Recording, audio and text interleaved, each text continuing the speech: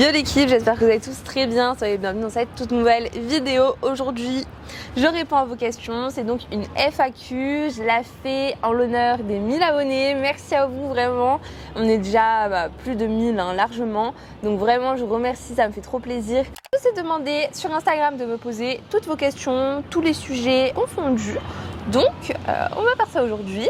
Et je vais répondre à quelques-unes des questions ici, mais au fil de ma journée, je vous amènerai avec moi pour que vous puissiez avoir un mini vlog en même temps avec cette vidéo. Donc si le concept vous plaît, n'hésitez pas à mettre un gros like. Vous pouvez vous abonner aussi pour ne pas manquer les prochaines vidéos qui arrivent tous les jeudis à 16h sur cette chaîne. Ça me fait trop plaisir. Là, il est temps de m'entraîner convenablement et sérieusement, donc on y va.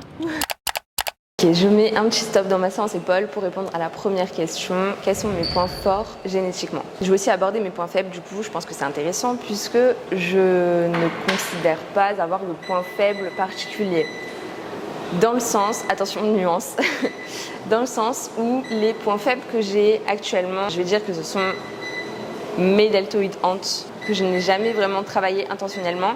Donc on va plutôt appeler ça un retard qu'un point faible. Je commence à intégrer du coup vraiment le travail deltoïde hand sur mes séances push. Et si je continue comme ça pendant seulement 3 mois, on va déjà avoir une différence et c'est pas un point faible dans le sens où ils vont se développer et le tout sera harmonieux. Et au niveau des points faibles qui n'en sont pas vraiment, que j'estime être des points faibles par rapport à mes propres objectifs, ce serait peut-être mes mollets. Enfin, en plus d'être très développé, j'ai les mollets courts, donc ça fait vraiment un effet très gros.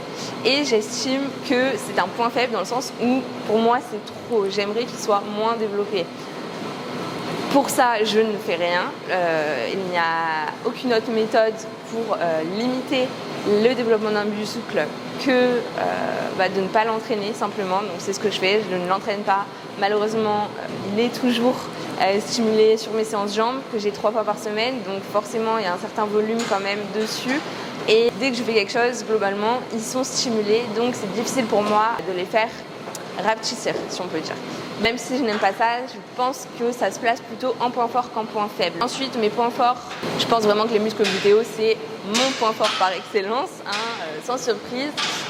Pourquoi est-ce que c'est un point fort? Déjà parce que je les ai toujours travaillés dès le début. J'ai autant travaillé le moyen fessier que le grand fessier, donc il n'y a pas de problème sur la forme. Et en plus de ça, mes insertions sont assez courtes, ce qui fait que le rendu donne vraiment des fessiers assez rebondis. Et en plus de ça, j'ai une petite hyperlordose, ce qui rend vraiment cet effet-là. Fatigue musculaire, mythe ou réalité? Je pense que c'est clairement une réalité, ça c'est avéré. Je pense qu'il y a 2 types de fatigue musculaire et qu'il faut savoir gérer les deux en fonction de ses objectifs.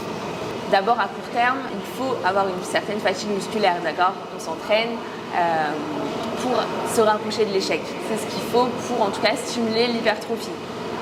Dans mon cas, c'est ce que je vise, donc c'est de cette façon-là que je travaille pour moi. J'essaye toujours de me rapprocher de l'échec musculaire.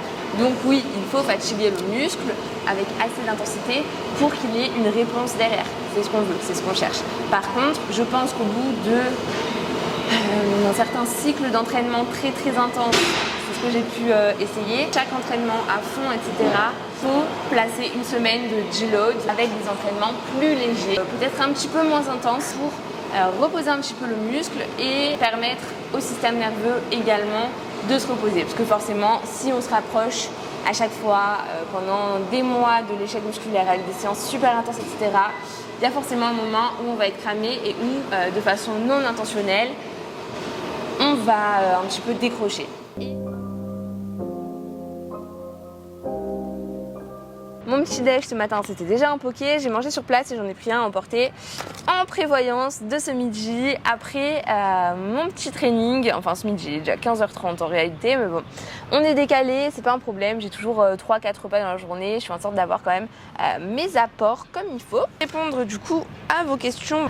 Penses-tu accentuer le travail du haut du corps? Donc j'ai déjà un petit peu survolé cette question-là juste avant, puisque je vous ai dit qu'il me manquait un petit peu de deltoïde antérieur à la phase avant de l'épaule.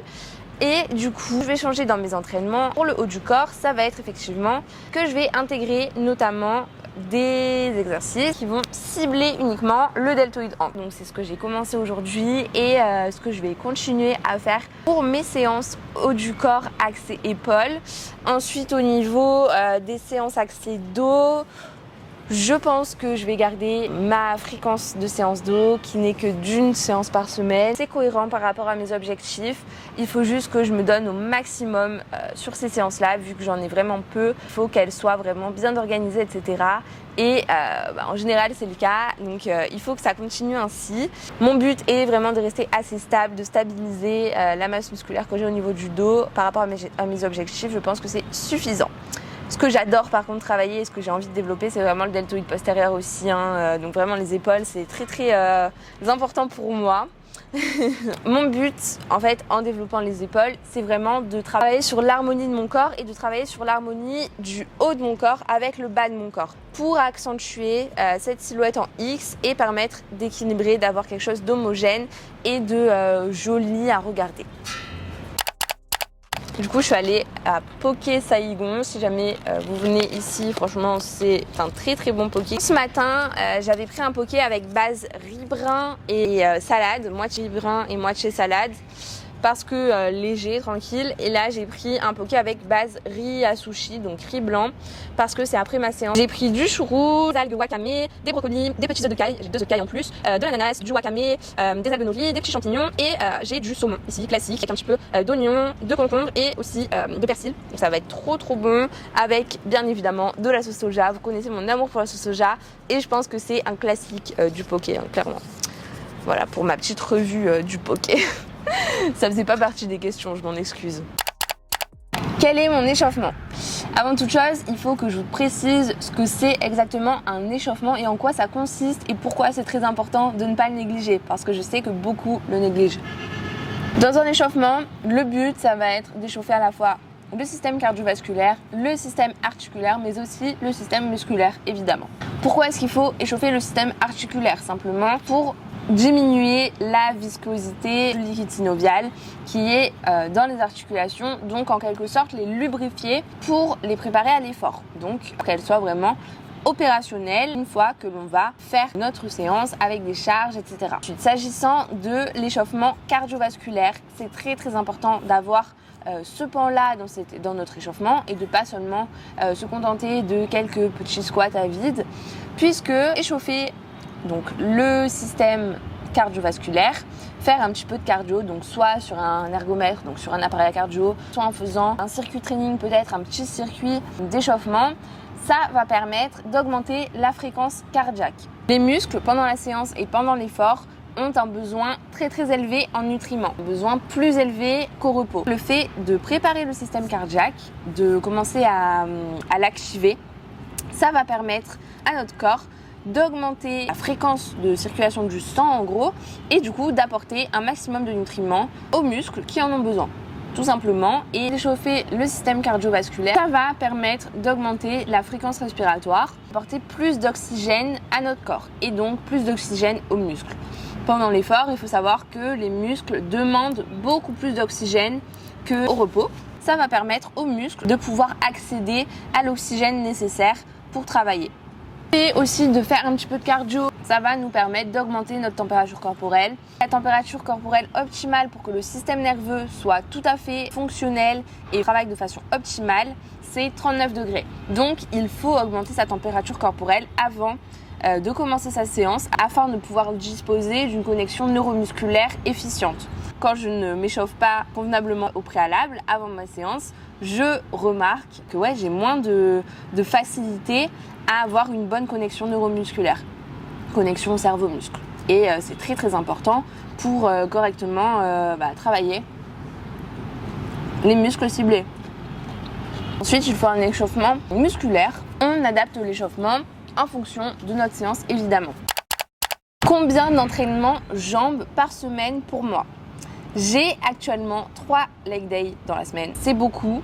C'est d'ailleurs pour moi le nombre de séances maximales pour un muscle. 4 fois, ça fait vraiment très peu de repos dans la semaine.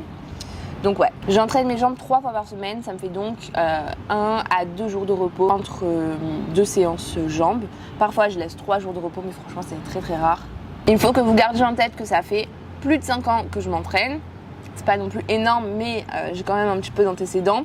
Et quand j'ai commencé, donc à mes débuts en muscu, bien évidemment, je ne faisais pas 3 séances jambes par semaine. J'ai augmenté mon volume au fil du temps. Ça fait peut-être 1 an et demi que j'entraîne mes jambes 3 fois par semaine. Auparavant, c'était seulement 2 fois.